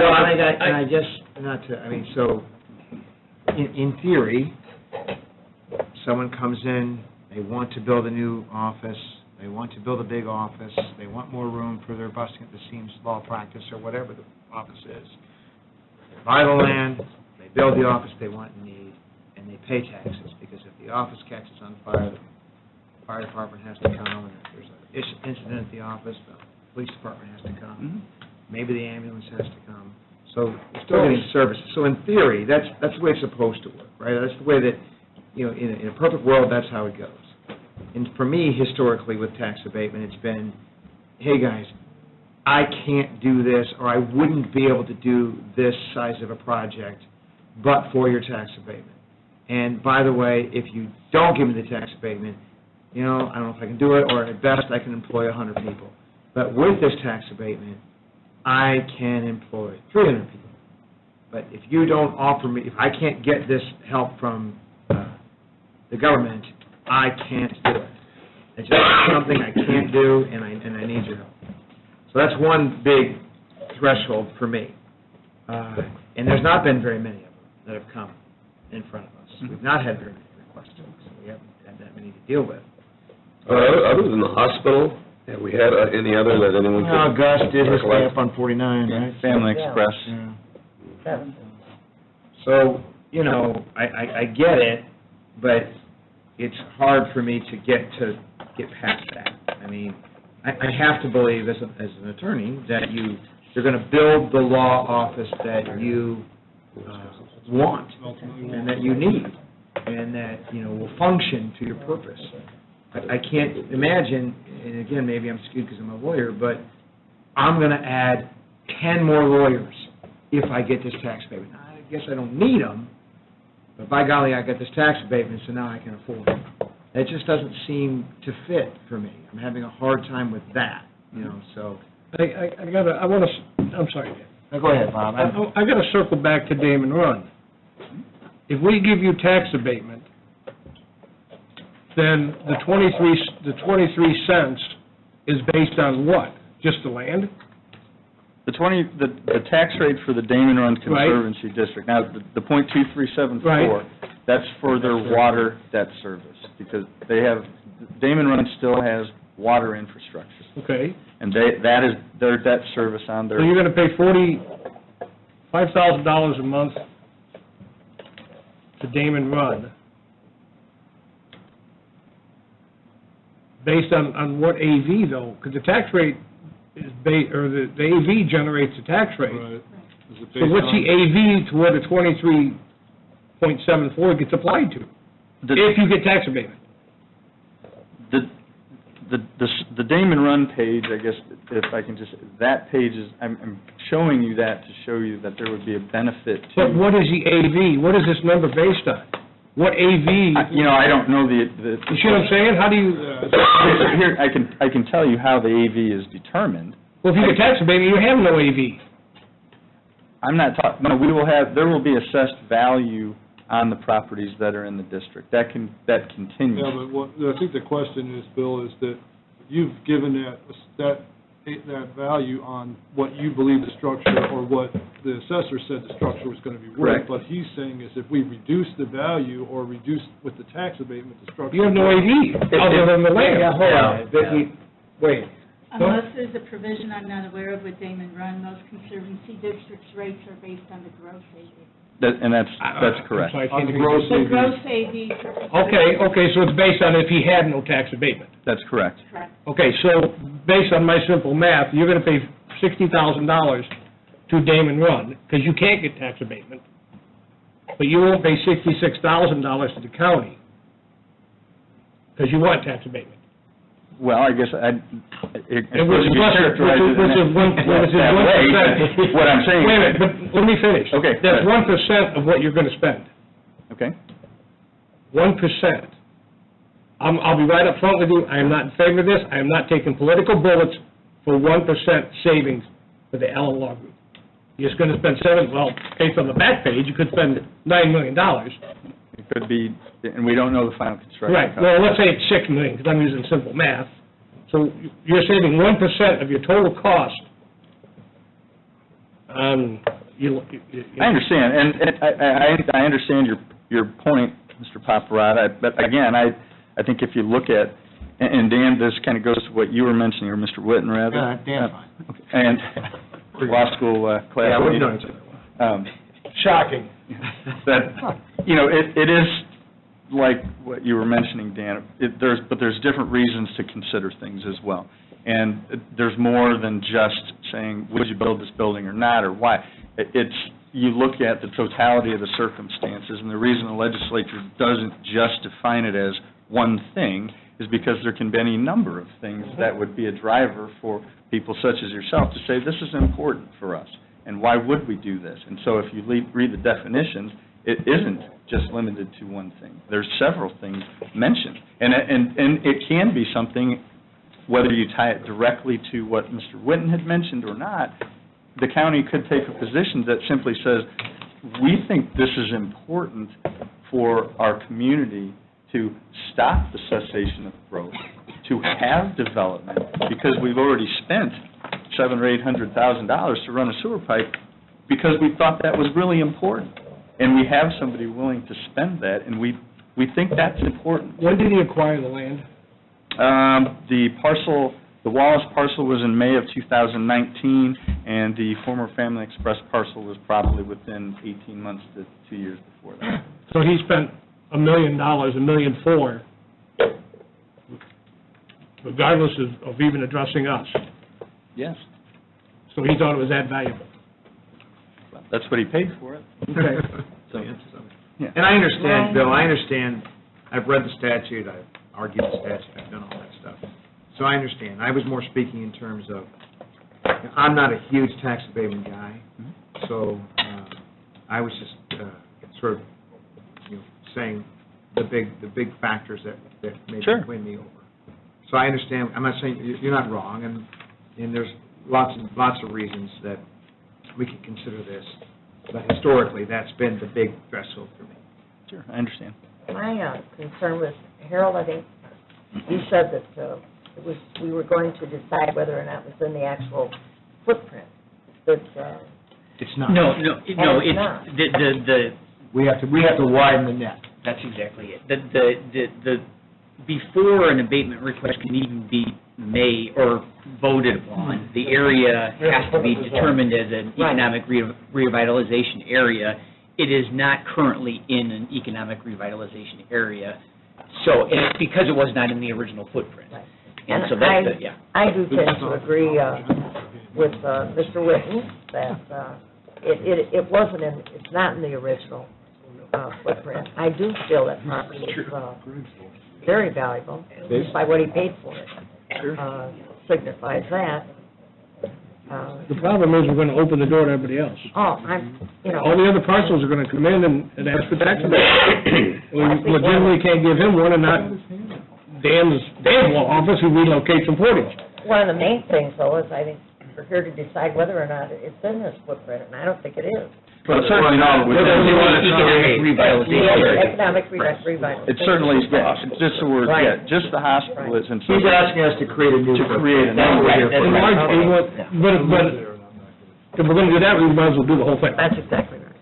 Well, I don't know why we, if we're gonna look at one, we should look at the whole thing, but, you know, what struck me, I'm trying to think back when the hospital opened in 2000, what? Remember? 9? 10? At 9, 10? Close to 10 years. Was right in the middle of a recession. Mm-hmm. So we've crawled our way out of that, and that took a little while, Well, there's 1,500 jobs. you know. So They're the largest player in the county. I think they still are. it's taken a little while, you know, in that great recession to come out of there, and things haven't taken off exactly how they were, but we just recently opened, there's a new building out there that didn't request that. It just recently opened, the memory care facility, speaking of. So somebody did just develop out there recently. The other building, I don't know if there's occupants, how many are in it or not, but. 6 out of 8 units are empty. But somebody made the investment out there without asking for a tax abatement. There's 2 recently have asked that, have built out there without asking, requesting a tax abatement. You know, I thought that was a great point, is that's a valuable property out there. It is. These guys, when they were up there, they didn't decide to expand that. It was only the hospital because they believed it was valuable property. I think if, maybe as a whole, if we don't think in the future it will, then I think maybe we need to look at it as a whole, not just piecemealing it. But I don't believe we're at that point in time, but that's just me. So That was what I question is, you know, that corridor there has always been in question. We had paperwork done for that corridor 20 years ago, how we were going to control development out there. You know, now we got Dollar Generals and stuff popping up all over on 6th, which, you know, that's the first step looking at that property, is what do we really want in those locations? And are we giving the people the benefit of the doubt that are there to do the proper investment without giving the tax breaks away? And so, you know, that's my question is it has nothing to do with Kenneth, because I like him. I don't think his wealth or anything else has anything to do with it. I just think that's a great piece of ground, and I would be really, I would have trouble saying that's not going to be developed at some point without the tax break. And I agree with you that it is a nice piece of property. I think it's a flagship entrance to, you know, the largest potential employer in Porter County. And again, I think to me, as I read the statute, it isn't just for one reason. You say, what's important to the county? Is it important to have this kind of significant investment at that location in an area that you say is an economic corridor where the economics apparently just aren't playing out? And here's an opportunity to have that happen with a significant investment. I guess my question to you, Bill, is if you don't get the tax abatement, will he build this building?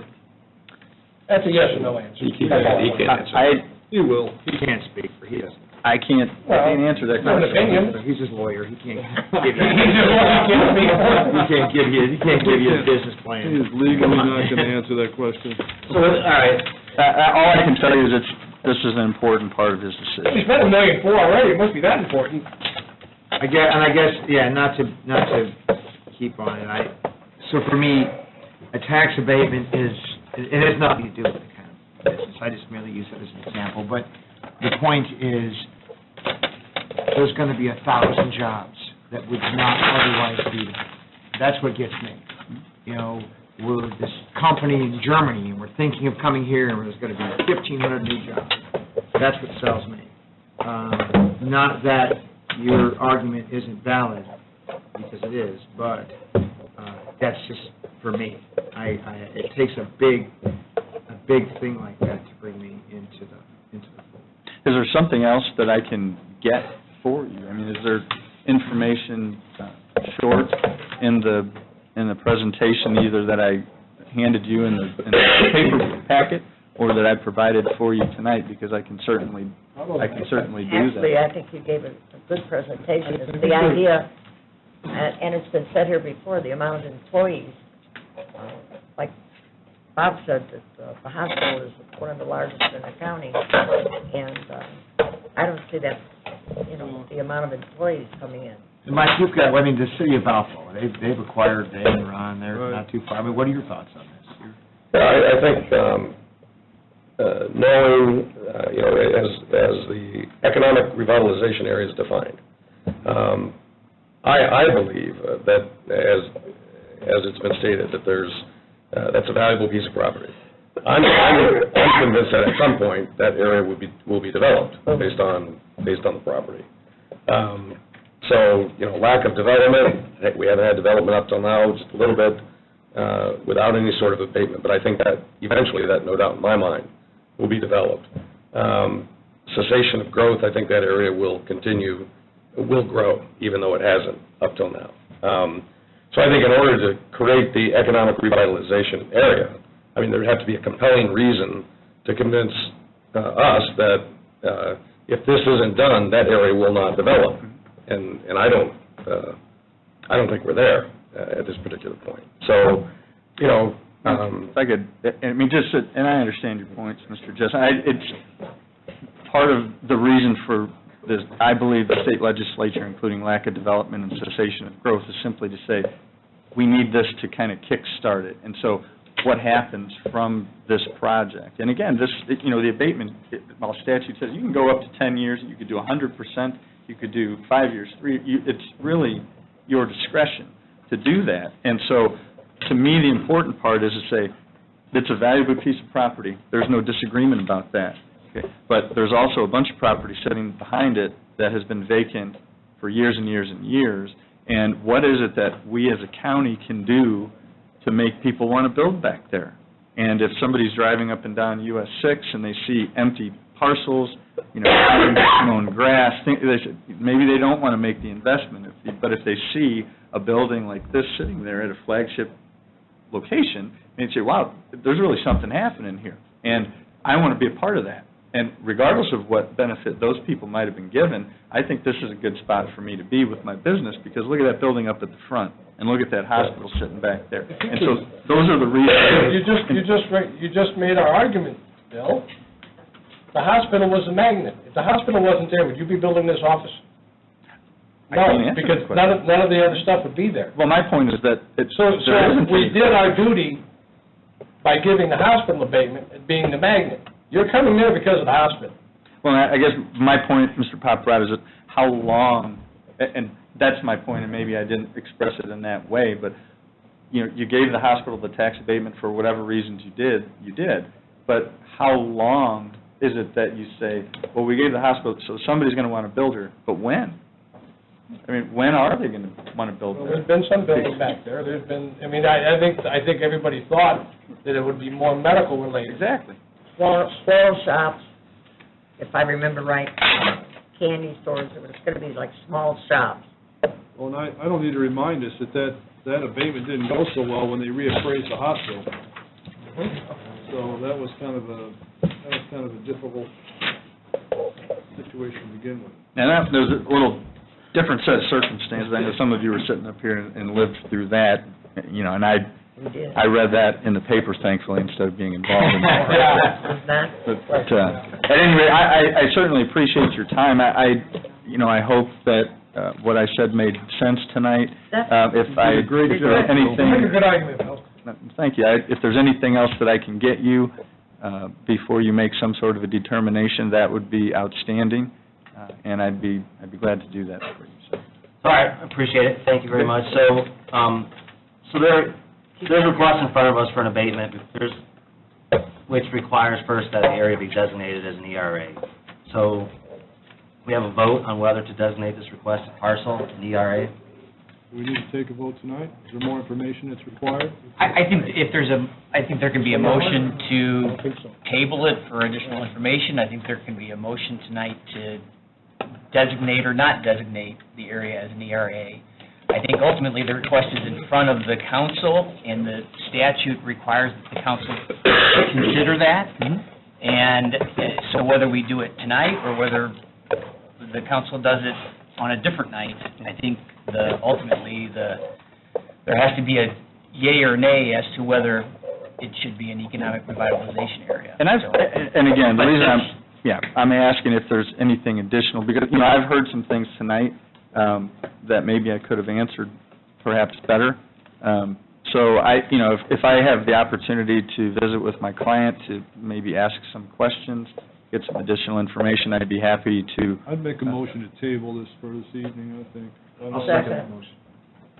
I have a couple follow-up questions. That's going to take a little I time. think it's worth the research. I mean, it is a valuable project, and we do want development out there, but I think we need some more information. No question about it. So there's a motion and a second to table the request. Any further discussion? No. Vicki, do a roll call for us. Councilmember Sims? Yes. Councilmember Whitten? Yes. Councilmember Rivas? No. Councilmember Grant? Yes. Councilmember Jessen? Yes. Councilmember Larson? Yes. And Councilmember Paparad? No. 5-2, table. Motion's tabled, so. Yeah, Bill, let me ask you a question. Sure.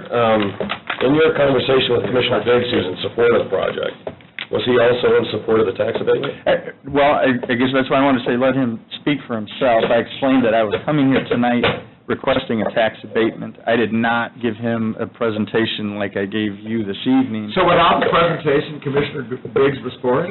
He indicated that he Without the information, he was all on board? No, let me. Here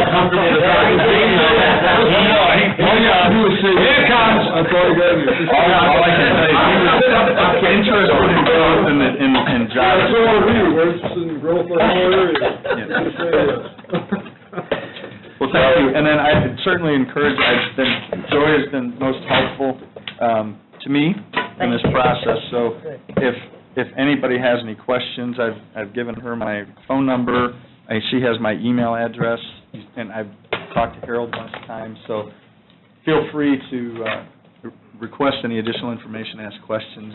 You brought a couple things up that are conjuring up a couple questions, so I'll be hitting you up. Very good. Thanks, Bill. All right, there you have it. Thank you. All right, safe travels home, everyone. You too, my friend. You too. All right.